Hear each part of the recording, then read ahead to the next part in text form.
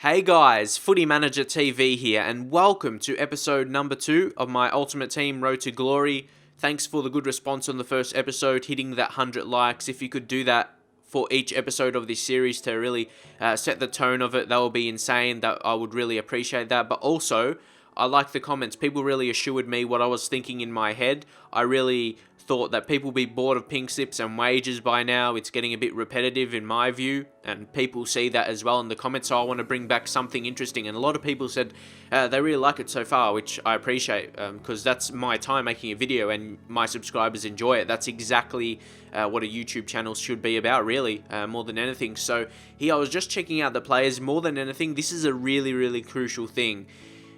When you build a new team, it's really wise, especially for your attacking players, even defenders as well, so you pass on the non-weaker foot. You don't want to be having a shot with a player on his weaker foot, especially if it's lower than 3 stars, so you got to get to know your players as well. That's a very important thing I like to do anyway.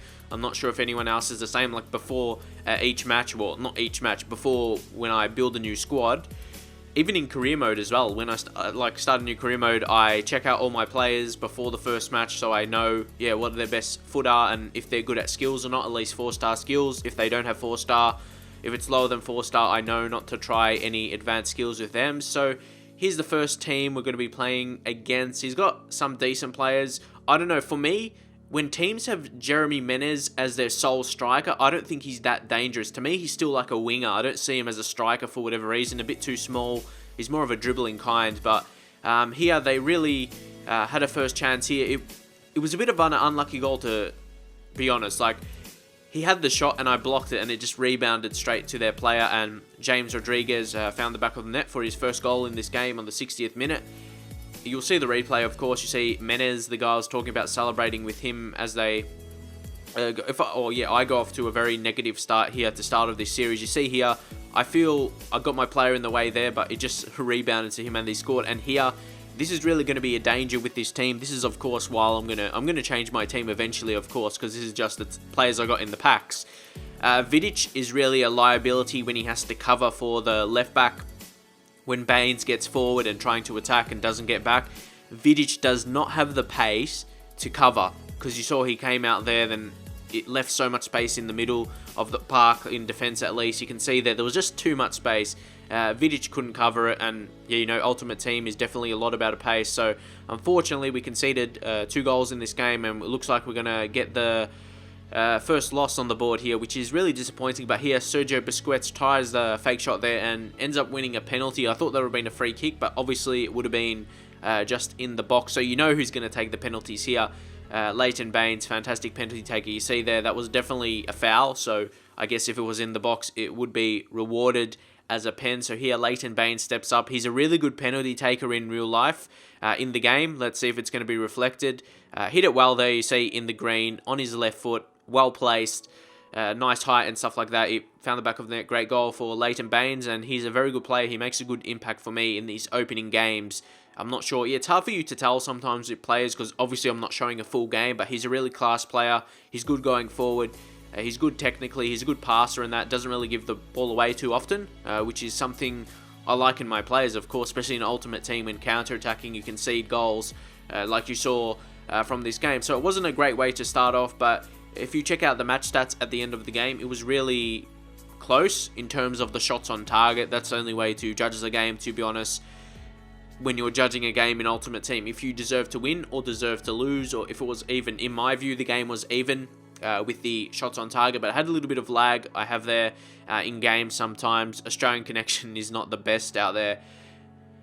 So if you check out here, well, I like to show the match ratings. You'll see that a lot, and if something you want to see more, just drop in the comments so I can analyze my players a bit more. You see there, I had 7 on target and he had 8. So judging off that, it was a really close game, and Leighton Baines with a 7.8 rating, really backing up what I was talking about him, a really key player for me. And of course, scoring the penalty played a big part in that rating from Leighton. So hopefully he can kick on, and he's good from free kicks and corners as well. So he's going to be a really good impact player. I'd expect him to get a lot of assists, and that's another thing I want to show, like in the club, show you the goals and assist ratings in my club, who is like leading those kind of things after a while. So yeah, leave your comments. How long should I use this team? Like, how much coins should I gather before building a new team? Should I just get 5,000 or something and get a really cheap team? Just drop your comments. So that'll be a great feedback from you. So here we'll check out this next team we're playing against after the game goes a bit weird trying to load there. But a very strong team, a 3-5-2 with Dante, Socrates and Papadopoulos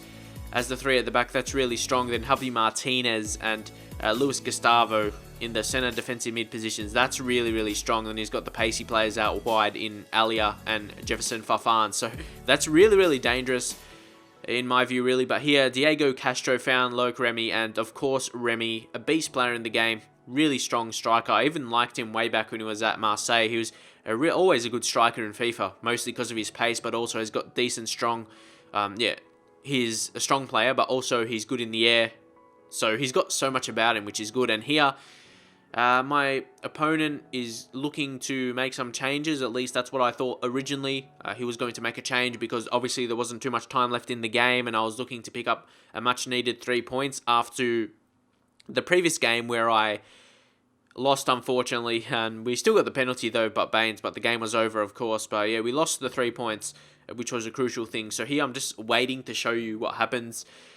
He does take a little break here, and this is something I noticed that has happened to me before. It's not an isolated situation. My opponent pauses the game and waits, of course, waits 30 seconds or whatever it is to continue there. And I thought he wasn't playing. I thought he would have stopped if he was busy or something. So I was looking to take advantage of that, but it wasn't to be the case. He did something, I'm not sure what it is. Some people say it's a glitch in the game where you can quit and you get the loss, because you can see now I'm going to be kicked out of Ultimate Team when I'm still connected. You can see there, this is the proof to EA. I didn't quit this game. I didn't quit. It just kicked me out for no reason. I was still playing. I was looking to attack, looking to exploit. I thought he was not playing. I thought he was taking a break or something. But yeah, I got kicked out, and you see here, of course, I would get the loss because I got kicked out. And what's that rubbish, EA? Like, it's so frustrating, because now I'm going to get the loss, 2 losses in a row, when I was going to pick up a win. Most likely I was going on the attack probably to score a second goal. So it's a really frustrating thing that's in the game. I'm not sure if it's just me, because it's happened to me before. I'm not sure if it happens to other people. I think other people told me on Twitter it happens. It's a glitch in the game. People can quit to the, I don't know what they do, but still, like, it's a really frustrating thing, because I at least deserve 3 points, at least 1 win from the first 2 games, and it just loses the interest of me playing the game. Like, when that happens, I just stop playing. But because I was making a video recording this, I just thought I should push on and really, just push on to get a win in the next game. And if I didn't, it will be an embarrassing start for me. But I really just wanted to push on to get the win. I could have easily stopped playing, but I really wanted to push on, put the win in. And of course, it was going to be, like, this is Division 10.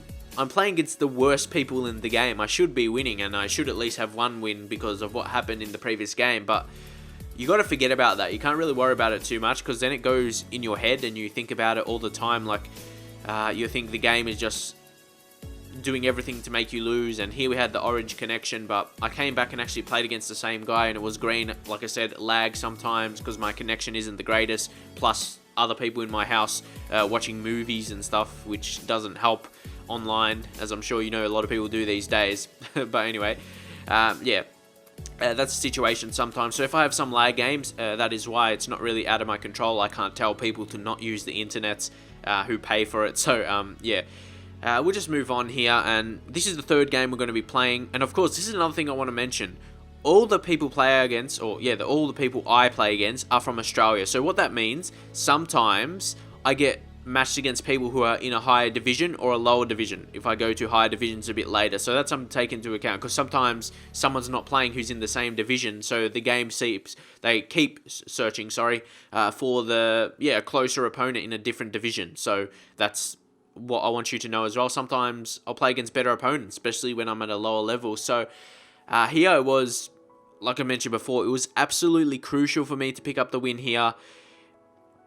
So I went on attacking, actually. I was playing on attacking. You can see Sergio Busquets, who's actually an amazing player. You can see he won the ball well there. Then he created for Loic Remy to score yet another goal. And that's why I want to talk about Busquets for a minute. He's a really good player in the game. He's really strong, wins the ball back so well. He's great intercepting, all of that kind of stuff, the tackling side of the game. And again, we are looking to dominate this game, and I did actually dominate this game. You'll see by the end of the game match stats, and here we are so strong in defense. Look at that, Leighton Bain just coming up, intercepting, finding the ball for Hernandez, and then he finds Diego Castro. He had a little bit of a fake shot there, then he found the back of the net with some skill. Again, I don't think many people will be using this guy because he's in the Serie A. He's not a rare player, but he's got the 4-star skill moves and 4-star weak foot. You see he comes there on his preferred right though, and he finds the back of the net. But here, probably the best goal of the game. Look at that hit by Javier Hernandez. It just rebounded off the post there. It was a beautiful looking goal. I love seeing that. When I saw it go in, rebounding off the post, it was just amazing. I knew that would have been a good goal to showcase. Not great keeping on that situation, but really, it's impossible to save that kind of shot. Low, powerful, amazing shot there by Javier Hernandez. And we do have a really lethal partnership. Hernandez is just a clinical finisher, and of course Remy with his pace and strength. Remy's actually a decent passer as well, so it's a really good mixture playing Hernandez and Remy up front. Like I said, it's a really good mix. Solid 4-4-2 formation as well. It's balanced, especially when you're in defense. You got the 2 lines of 4 with the 4 in midfield and the 4 at defense. It's really good. It's a good when you want to play defensive. It's good, but when you want to play attacking, you can do pretty well. You can see all our attacking players there, crucial attacking players. Castro with the skill moves, and our 2 strikers finding back of the net to finally get us much deserved win, which you'll see from the stats right here as it gets past this please wait screen. You can see Hernandez was dominant, and you can really see our best players in the team just showing you the ratings. Baines again with an 8.1 rating, starting fantastically for me with those kind of ratings in our team. But look at this right here. I had 14 shots on target and my opponent just had the measly 2. So you can really judge from that. I did dominate the game, and I need that many shots on target to win 3-0. That's the kind of thing. Like, I can't just have 6 shots on target. If I have 6, I'll probably just score once or not even score.